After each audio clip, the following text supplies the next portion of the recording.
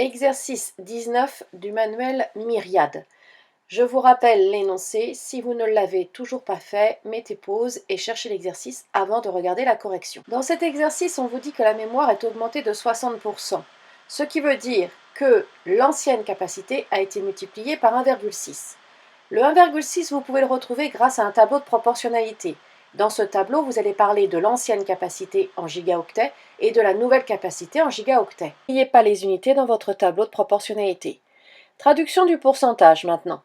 Si mon ancienne capacité est de 100 gigaoctets, la nouvelle capacité sera donc de 160 gigaoctets. J'augmente de 60%. J'augmente de 60 si j'en ai 100 au départ, ce qui me donne donc une capacité finale de 160 gigaoctets.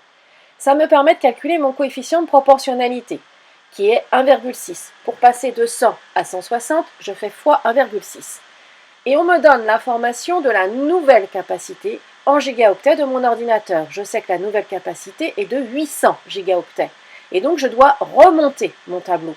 Pour remonter le tableau, je vais diviser par 1,6. Point de vue rédaction, je vais écrire que mon ancienne capacité fois 1,6 me donne ma nouvelle capacité 800. Et donc pour trouver mon ancienne capacité, je fais 800 divisé par 1,6. C'est tout simplement une résolution d'équation. Sans tableau de proportionnalité, le 1,6 vient du coefficient multiplicateur en faisant 1 plus 60 sur 100. Donc je trouve 1,6. Puis nous avons vu dans les exercices précédents, dans l'exercice 17, que quand on veut revenir au point de départ, c'est une division que l'on va faire par le coefficient multiplicateur. Donc on écrit l'ancienne capacité égale 800 sur 1,6. On gagne beaucoup de temps, beaucoup de rédaction, c'est beaucoup plus efficace et plus pertinent. Exercice 21 du manuel Myriade. Je vous rappelle l'énoncé, pensez à l'avoir fait avant de regarder cette correction. On vous parle d'une prime qui est augmentée en janvier de 15%, donc ça me donne un coefficient multiplicateur de 1,15. 1 plus 15 sur 100. Donc ma prime de janvier, c'est égal à la prime d'avant fois 1,15. Cette prime d'avant, la prime précédente, je ne la connais pas. Donc je peux mettre le mot prime et vous pourriez tout aussi bien la remplacer par une lettre. X, Y, P. Puis cette nouvelle prime, cette prime du mois de janvier, est à nouveau augmentée de 20%. Augmenter 20%, c'est multiplié par 1,2. Faites attention, on vous dit que c'est la nouvelle prime. Donc c'est bien celle du mois de janvier qui est augmentée de 20%. Donc je prends la prime du mois de janvier que je multiplie par 1,2. Mais la prime du mois de janvier, c'est également la prime fois 1,15. Donc je vais remplacer prime de janvier par prime fois 1,15. Maintenant, dans mon expression, je peux calculer 1,15 fois 1,2, ce qui va me donner 1,38. J'ai bien retrouvé le pourcentage de 38% de mon exercice. Pour bien comprendre d'où vient ce 38%, 1,38, vous pouvez l'écrire 1 plus 0,38. 0,38, c'est 38 sur 100. Donc on retrouve bien le 38% de votre énoncé. Exercice 23. Je vous rappelle l'énoncé afin que vous le fassiez avant de regarder la correction. Dans cet exercice, on vous parle d'une augmentation de 10% qui a été faite entre les ventes de 2015 et les ventes de 2014. Comme je ne connais pas les ventes, je les symbolise soit par une lettre, soit comme sur votre écran, par des mots entiers, vente 2015, vente 2014. Mais il faut très bien les dissocier, il faut que ce soit très clair dans votre énoncé, lesquels vous êtes en train de faire, 2014, 2015 ou 2016. Si vous avez utilisé des lettres, vous devez avoir dit soit X, les ventes 2014, Y, les ventes 2015 et Z, les ventes 2016. Ou d'autres lettres, mais bien précisées, quelle lettre correspond à quelle vente. Je vous rappelle également qu'une augmentation de 10%, c'est le nombre de départs multiplié par 1,1.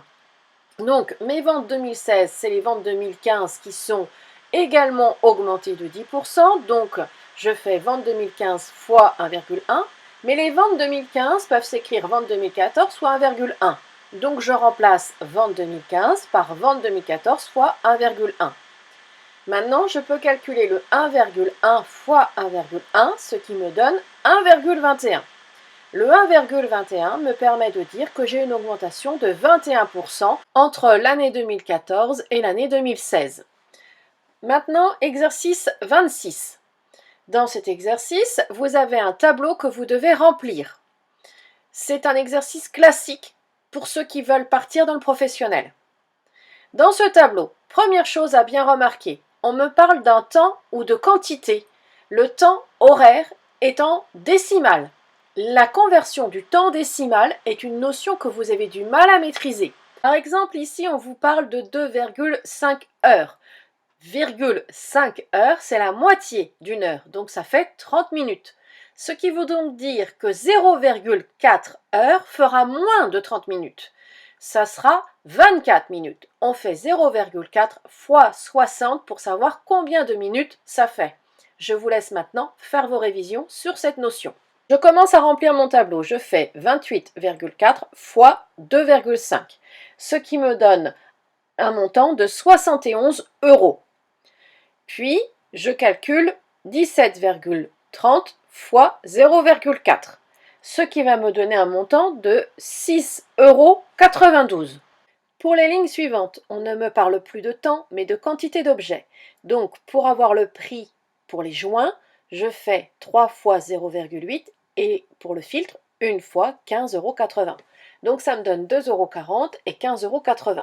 Vous remarquerez que sur la vidéo, j'ai oublié le 0 à 2,40 euros. Le prix des bougies, je fais 4 fois 1,51 € et j'additionne tout, ça me donne un total de 102,16 €.